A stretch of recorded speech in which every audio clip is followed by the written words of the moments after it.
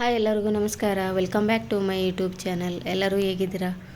ಎಲ್ಲರೂ ಚೆನ್ನಾಗಿದ್ದೀರಾ ಅಂತ ಅಂದ್ಕೊಂಡಿದ್ದೀನಿ.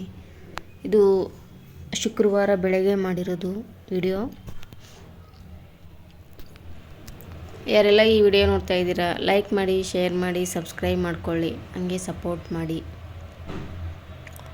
ನಾನು ಬೆಳಗ್ಗೆ 5 ಗಂಟೆಗೆ ಎದ್ದು ಕಸ ಎಲ್ಲ ಗುಡಿಸ್ಕೊಂಡು ನೆಲ ಎಲ್ಲ ಒರೆಸಾದ್ಮೇಲೆ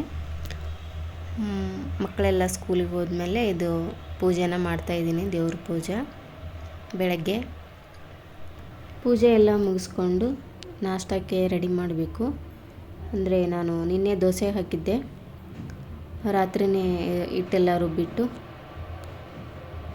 ಬೆಳಗ್ಗೆ ದೋಸೆನ ಮಾಡ್ತಾಯಿದ್ದೀನಿ. ಶುಕ್ರವಾರ ಬೆಳಗ್ಗೆ, ಗುರುವಾರ ಅಕ್ಕಿನ ನೆನೆ ಹಾಕಿದ್ದೆ. ಶುಕ್ರವಾರ ಬೆಳಗ್ಗೆ ನಾಷ್ಟ ದೋಸೆ ಮಾಡ್ತಾಯಿದ್ದೀನಿ. ದೋಸೆದೊಳಗೆ ಆಲೂಗಡ್ಡೆ ಪಲ್ಯ ಮತ್ತು ಚಟ್ನಿ ಮಾಡ್ತಾಯಿದ್ದೀನಿ, ಕಾಯಿ ಚಟ್ನಿ. ನಾಷ್ಟ ಎಲ್ಲ ಮಾಡ್ಕೊಂಡ್ಬಿಟ್ಟು ಮಧ್ಯಾಹ್ನ ಊಟಕ್ಕೆ ಪಲ್ಯ ಮಾಡ್ತಾಯಿದ್ದೀನಿ. ಅದು ಯಾವುದಂದರೆ ಹುಣಸೆ ಸೊಪ್ಪಿಂದು ಪಲ್ಯ ಮಾಡ್ತಾಯಿದ್ದೀನಿ. ಚೆನ್ನಾಗಾಗುತ್ತೆ. ಹುಣಸೆ ಅಂದರೆ ಅದು ಸೊಪ್ಪು ಪಾಲಕ್ ಥರನೇ ಇರುತ್ತೆ. ಅದು ಅಂದರೆ ಸ್ವಲ್ಪ ಅದು ಹುಳಿ ಇರುತ್ತೆ. ಹುಣಸೆ ಸೊಪ್ಪಿನ ಪಲ್ಯ ಅಂದರೆ. ಧೂಪ ಹಾಕ್ತಾಯಿದ್ದೀನಿ.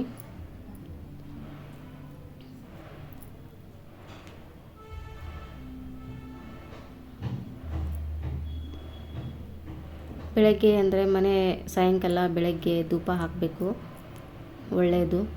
ನೆಗೆಟಿವ್ ಎನರ್ಜಿ ಎಲ್ಲ ಇರಲ್ಲ ಮನೆಯಲ್ಲಿ. ಧೂಪ ಹಾಕಿದರೆ ಒಳ್ಳೆಯದಿದು. ಅಂದರೆ ಮನೆಯೆಲ್ಲ ಹಿಡಿಬೇಕು, ಫುಲ್ ಮನೆಯೆಲ್ಲ.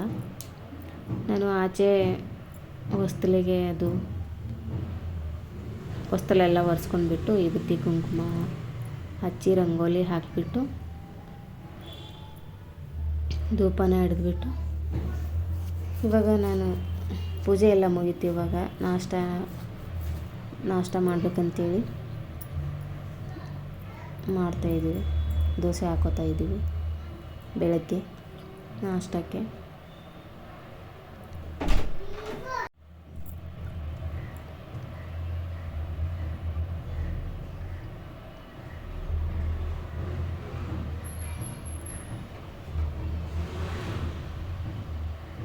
ಮನೆಯಲ್ಲಿ ಅಂದರೆ ಡೈಲಿ ಜಾಸ್ತಿ ಅಂದರೆ ದೋಸೆ ಇಡ್ಲಿ ಇನ್ನೇ ತಿನ್ನೋದು ಎಲ್ಲರೂ.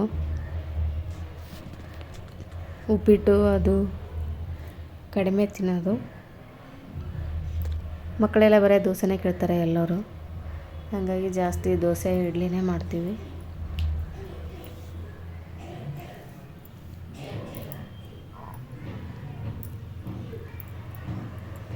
ಆಲೂಗಡ್ಡೆ ಪಲ್ಯ ಮಾಡಿದ್ದೀವಿ.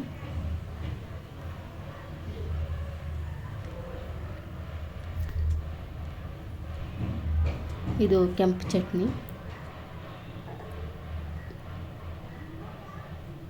ಕಾಯಿ ಚಟ್ನಿನೇ, ಅಂದರೆ ಹಸಿಮೆಣಸಿನ್ಕಾಯಿ ಹಾಕಿಲ್ಲ, ಖಾರ ಹಾಕಿ ಮಾಡಿರೋದು ಕೆಂಪು ಚಟ್ನಿ ಇದು.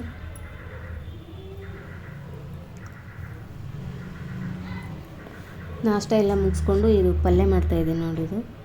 ಇದು ಹುಣಸೆ ಸೊಪ್ಪು ಅಂತಾರೆ ನಮ್ಮ ಕಡೆ, ಆ ಕಡೆ ಹಳ್ಳಿ ಕಡೆ ಎಲ್ಲ.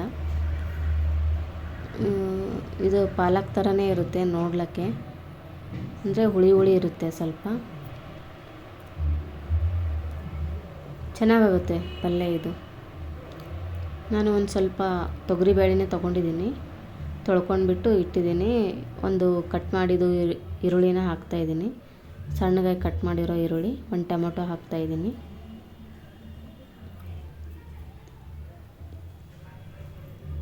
ಒಂದು ಅರ್ಧ ಸ್ಪೂನಷ್ಟು ಅರಿಶಿನ ಹಾಕ್ತಾಯಿದ್ದೀನಿ.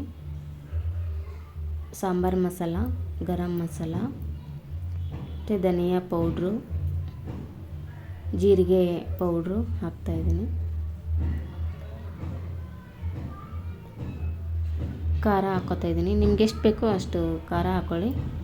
ನಾನು 2 ಸ್ಪೂನ್ ಖಾರ ಹಾಕಿದ್ದೀನಿ ಅಷ್ಟೇ. ರುಚಿಗೆ ತಕ್ಕಷ್ಟು ಉಪ್ಪು, ಒಂದು ಸ್ವಲ್ಪ ಎಣ್ಣೆ ಹಾಕ್ತಾಯಿದ್ದೀನಿ, 1 ಸ್ಪೂನಷ್ಟು. ಇದು ಸೊಪ್ಪನ್ನ ತೊಳೆದ್ಬಿಟ್ಟು ಕಟ್ ಮಾಡಿ ಹಾಕ್ತಾಯಿದ್ದೀನಿ. ಅದಕ್ಕೆ ಒಂದು ಸ್ವಲ್ಪ ನೀರು ಹಾಕಬೇಕು, ಜಾಸ್ತಿ ಹಾಕಬಾರ್ದು. ಯಾಕಂದರೆ ಜಾಸ್ತಿ ಹಾಕಿದರೆ ಸಾಂಬಾರು ಆದಂಗೆ ಆಗುತ್ತೆ. ಹಾಗಾಗಿ ಸ್ವಲ್ಪ ಹಾಕಿದರೆ ಸ್ವಲ್ಪ ಗಟ್ಟಿಯಾಗುತ್ತೆ, ಅಂದರೆ ರೊಟ್ಟಿಯಲ್ಲಿ ಹಚ್ಕೊಂಡು ತಿನ್ನೋಕ್ಕಾಗುತ್ತೆ. ಸ್ವಲ್ಪ ಜಾಸ್ತಿ ನೀರು ಹಾಕಿದರೆ ಸಾಂಬಾರು ಆಗಿಬಿಡುತ್ತೆ. ಹಾಗೆ ಸ್ವಲ್ಪ ನಾನು ಗಟ್ಟಿನೇ ಮಾಡ್ತಾಯಿದ್ದೀನಿ. ಈ ಥರ ಆಗಿದೆ. ರೈಸಲ್ಲಿ ರೊಟ್ಟಿಯಲ್ಲಿ ಚೆನ್ನಾಗಿ ಹಚ್ಕೊಂಡು ತಿನ್ಬೋದು, ಚೆನ್ನಾಗಾಗುತ್ತೆ. ಇದಕ್ಕೆ ಒಗ್ಗರಣೆನೂ ಹಾಕ್ಕೋಬೋದು.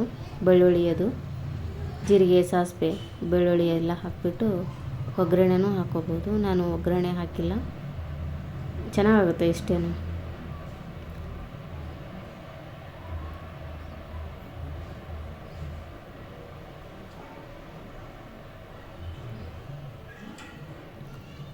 ಒಗ್ಗರಣೆ ಹಾಕಲಿಲ್ಲ ಅಂದರೂ ಚೆನ್ನಾಗಾಗುತ್ತೆ ನೋಡಿ. ಈ ಥರ ಬೇಳೆ ಸ್ವಲ್ಪ ಮೆತ್ತಗೆ ಕುದಿಬೇಕು.